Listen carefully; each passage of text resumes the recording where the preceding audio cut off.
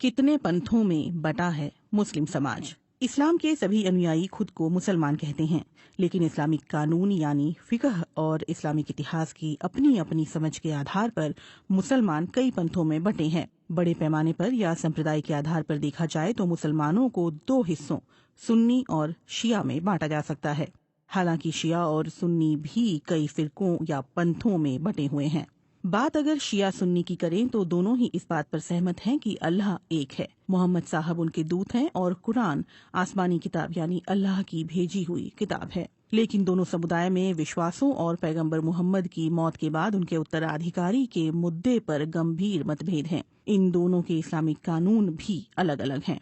सुन्नी या सुन्नत का मतलब उस तौर तरीके को अपनाना है जिस पर पैगंबर मोहम्मद ने खुद अमल किया हो और इसी हिसाब से वो सुन्नी कहलाते हैं। ये 570 से 632 ईस्वी का दौर था। एक अनुमान के मुताबिक दुनिया के लगभग 80 से 85% मुसलमान सुन्नी हैं, जबकि 15 से 20% के बीच शिया हैं। सुन्नी मुसलमानों का मानना है कि पैगंबर मोहम्मद के बाद उनके ससुर हजरत अबू बकर 632 से लेकर 634 ईस्वी तक मुसलमानों के नए नेता बने, जिन्हें खलीफा कहा गया।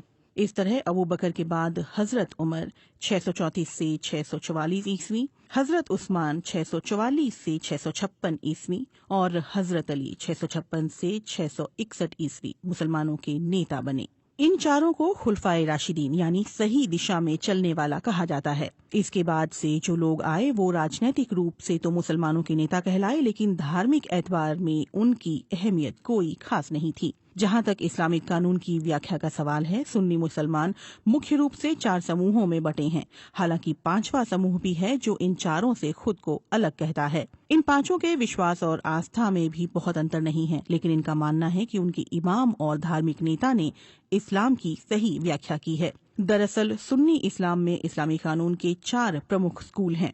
8वीं और 9वीं सदी में लगभग 150 साल के अंदर 4 प्रमुख धार्मिक नेता पैदा हुए। उन्होंने इस्लामिक कानून की व्याख्या की और फिर आगे चलकर उनके मानने वाले उस फिरके के समर्थक बन गए। ये 4 इमाम थे। इमाम अबू हनीफा 699 से 767 ईस्वी तक, इमाम शाफई 767 से 820 ईस्वी तक, इमाम हम्बल 780 से 855 ईस्वी तक और इमाम मलिक 711 से 795 ईस्वी तक।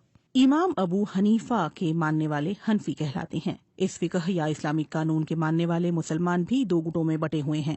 एक देवबंदी है तो दूसरे अपने आप को बरेलवी कहते हैं। देवबंदी और बरेलवी दोनों ही नाम उत्तर प्रदेश के 2 जिलों देवबंद और बरेली के नाम पर हैं। दरअसल 20वीं सदी के शुरू में 2 धार्मिक नेता मौलाना अशरफ अली थानवी 1863 से 1943 और अहमद रजा खान बरेलवी 1856 से 1921 ने इस्लामिक कानून की अलग अलग व्याख्या की।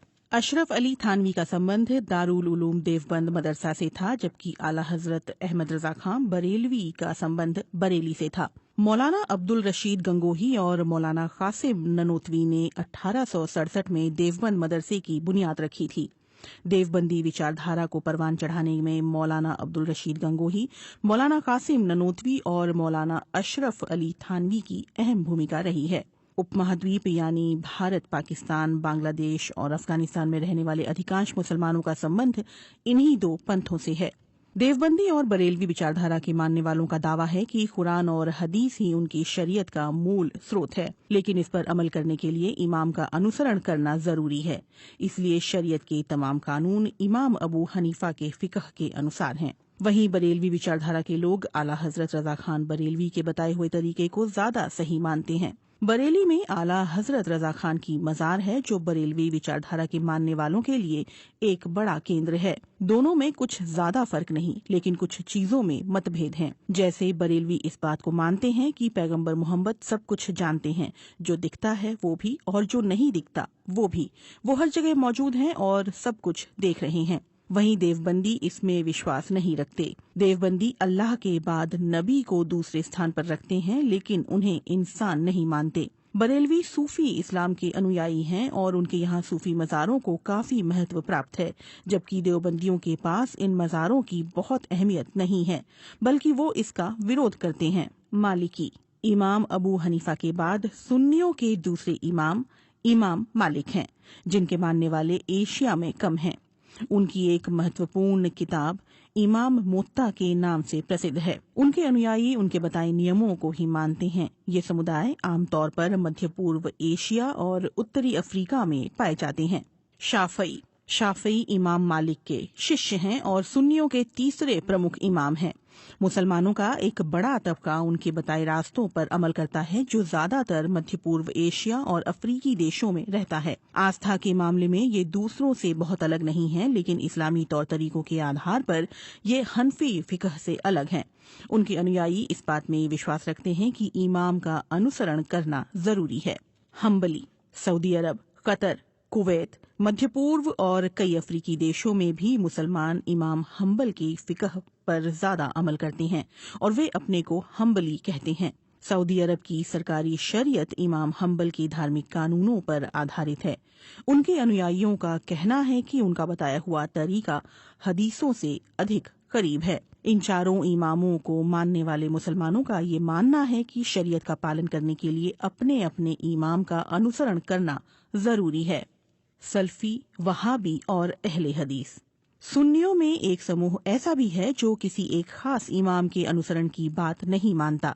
उनका कहना है कि शरीयत को समझने और उसका सही ढंग से पालन करने के लिए सीधे कुरान और हदीस यानी पैगंबर मोहम्मद के कहे हुए शब्द का अध्ययन करना चाहिए। इसी समुदाय को सल्फी और अहले हदीस और वहाबी आदि के नाम से जाना जाता है। ये संप्रदाय चार इमामों के ज्ञान, उनके शोध अध्ययन और उनके साहित्य की कद्र करता है, लेकिन उसका कहना है कि इन इमामों में से किसी एक का अनुसरण अनिवार्य नहीं है। उनकी जो बातें कुरान और हदीस के अनुसार हैं, उस पर अमल तो सही है, लेकिन किसी भी विवादास्पद चीज में अंतिम फैसला कुरान और हदीस का मानना चाहिए।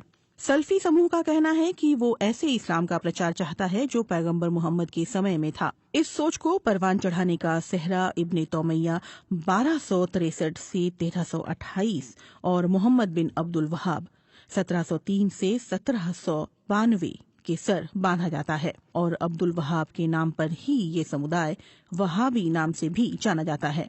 मध्य पूर्व के अधिकांश इस्लामिक विद्वान उनकी विचारधारा से ज्यादा प्रभावित हैं। इस समूह के बारे में एक बात बड़ी मशहूर है कि ये सांप्रदायिक तौर पर बेहद कट्टरपंथी और धार्मिक मामलों में बहुत कट्टर हैं। सऊदी अरब के मौजूदा शासक इसी विचारधारा को मानते हैं। अलकायदा प्रमुख ओसामा बिन लादेन भी सल्फी विचारधारा के समर्थक थे। सुन्नी बोहरा गुजरात, महाराष्ट्र और पाकिस्तान के सिंध प्रांत में मुसलमानों के कारोबारी समुदाय के एक समूह को बोहरा के नाम से जाना जाता है। बोहरा शिया और सुन्नी दोनों होते हैं। सुन्नी बोहरा हनफी इस्लामिक कानून पर अमल करते हैं, जबकि सांस्कृतिक तौर पर दाऊदी बोहरा यानी शिया समुदाय के करीब हैं। अहमदिया हनफी इस्लामिक कानून का पालन करने वाले मुसलमानों का एक समुदाय अपने आप को अहमदिया कहता है।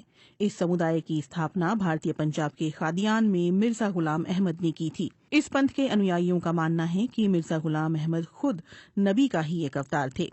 उनके मुताबिक वे खुद कोई नई शरीयत नहीं लाए, बल्कि पैगंबर मोहम्मद की शरीयत का ही पालन कर रहे हैं, लेकिन वे नबी का दर्जा रखते हैं। मुसलमानों के लगभग सभी संप्रदाय इस बात पर सहमत हैं कि मोहम्मद साहब के बाद अल्लाह की तरफ से दुनिया में भेजे गए दूतों का सिलसिला खत्म हो गया है, लेकिन अहमदियों का मानना है कि मिर्जा गुलाम अहमद ऐसे धर्म सुधारक थे जो नबी का दर्जा रखते हैं। बस इसी बात पर मतभेद इतने गंभीर हैं कि मुसलमानों का एक बड़ा वर्ग अहमदियों को मुसलमान ही नहीं मानता। हालांकि भारत, पाकिस्तान और ब्रिटेन में अहमदियों की अच्छी खासी संख्या है। पाकिस्तान में तो आधिकारिक तौर पर अहमदियों को इस्लाम से खारिज कर दिया गया है। शिया मुसलमानों की धार्मिक आस्था और इस्लामिक कानून सुन्नियों से काफी अलग हैं। वो पैगंबर मोहम्मद के बाद खलीफा नहीं बल्कि इमाम नियुक्त किए जाने के समर्थक हैं। उनका मानना है कि पैगंबर मोहम्मद की मौत के बाद उनके असल उत्तराधिकारी उनके दामाद हजरत अली थे। उनके अनुसार पैगंबर मोहम्मद भी अली को ही अपना वारिस घोषित कर चुके थे, लेकिन धोखे से उनकी जगह हजरत अबू बकर को नेता चुन लिया गया। शिया मुसलमान मोहम्मद के बाद बने 3 खलीफा को अपना नेता नहीं मानते, बल्कि उन्हें गासिब कहते हैं। गासिब अरबी का शब्द है जिसका अर्थ हड़पने वाला होता है। उनका विश्वास है कि जिस तरह अल्लाह ने मोहम्मद साहब को अपना पैगंबर बनाकर भेजा था, उसी तरह से उनके दामाद अली को भी अल्लाह ने ही इमाम या नबी नियुक्त किया था और फिर इस तरह से उन्हीं की संतानों से इमाम होते रहे। आगे चलकर शिया भी कई हिस्सों में बंट गए। इसना अशरी सुन्नियों की तरह शियाओं में भी कई संप्रदाय हैं, लेकिन सबसे बड़ा समूह इस्ना अशरी यानी 12 इमामों को मानने वाला समूह है। दुनिया के लगभग 75% शिया इसी समुदाय से संबंध रखते हैं। इस्ना अशरी समुदाय का कलमा सुन्नियों के कलमे से भी अलग है। उनके पहले इमाम हजरत अली हैं और अंतिम यानी 12वें इमाम जमाना यानी इमाम महदी हैं। वो अल्लाह, कुरान और हदीस को मानते हैं, लेकिन केवल उन्हीं हदीसों को सही मानते हैं जो उनके इमामों के माध्यम से आए हैं। कुरान के बाद अली के उपदेश पर आधारित किताब नहजुल बलागा और अल काफी भी उनकी महत्वपूर्ण धार्मिक पुस्तकें हैं। ये संप्रदाय इस्लामिक धार्मिक कानूनों के मुताबिक जाफरिया में विश्वास रखता है। ईरान, इराक, भारत और पाकिस्तान सहित दुनिया के अधिकांश देशों में इस्ना अशरी शिया समुदाय का दबदबा है। जैदिया शियाओं का दूसरा बड़ा सांप्रदायिक समूह जैदिया है, जो 12 के बजाय केवल 5 इमामों में ही विश्वास रखता है। इसके 4 पहले इमाम तो इस्ना अशरी शियाओं के ही हैं, लेकिन 5वें और अंतिम इमाम हुसैन हजरत अली के बेटे के पोते जैद बिन अली हैं, जिसकी वजह से वो जैदिया कहलाते हैं। उनके इस्लामिक कानून जैद बिन अली की एक किताब मजमऊल फिकह से लिए गए हैं। मध्य पूर्व के यमन में रहने वाले हौसी जैदिया समुदाय के मुसलमान हैं।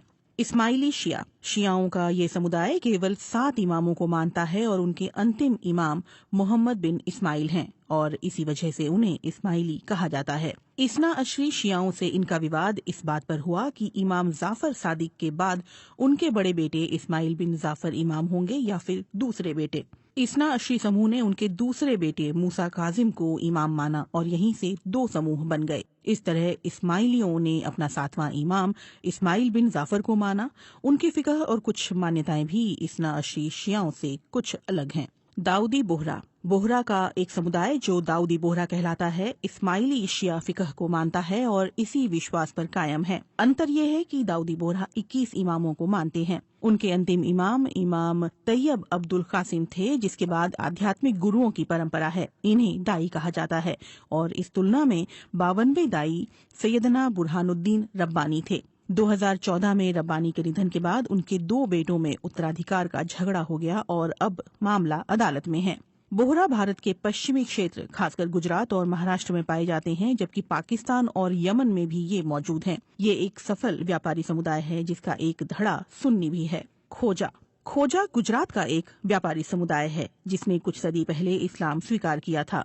इस समुदाय के लोग शिया और सुन्नी दोनों इस्लाम मानते हैं। ज्यादातर खोजा इस्माइली शिया के धार्मिक कानून का पालन करते हैं, लेकिन एक बड़ी संख्या में खोजा इस्ना अशरी शियाओं की भी है। लेकिन कुछ खोजे सुन्नी इस्लाम को भी मानते हैं। इस समुदाय का बड़ा वर्ग गुजरात और महाराष्ट्र में पाया जाता है। पूर्वी अफ्रीकी देशों में भी ये बसे हुए हैं। नुसैरी शियाओं का ये संप्रदाय सीरिया और मध्य पूर्व के विभिन्न क्षेत्रों में पाया जाता है। इसे अलावी के नाम से भी जाना जाता है। सीरिया में इसे मानने वाले ज्यादातर शिया हैं और देश के राष्ट्रपति बशर अल असद का संबंध इसी समुदाय से है। इस समुदाय का मानना है कि अली वास्तव में भगवान के अवतार के रूप में दुनिया में आए थे। उनकी फिकह इस्ना अशरी में है, लेकिन विश्वासों में मतभेद है। नुसैरी पुनर्जन्म में भी विश्वास रखते हैं और कुछ ईसाइयों की रस्में भी उनके धर्म का हिस्सा हैं। इन सब के अलावा भी इस्लाम में कई छोटे छोटे पंथ पाए जाते हैं।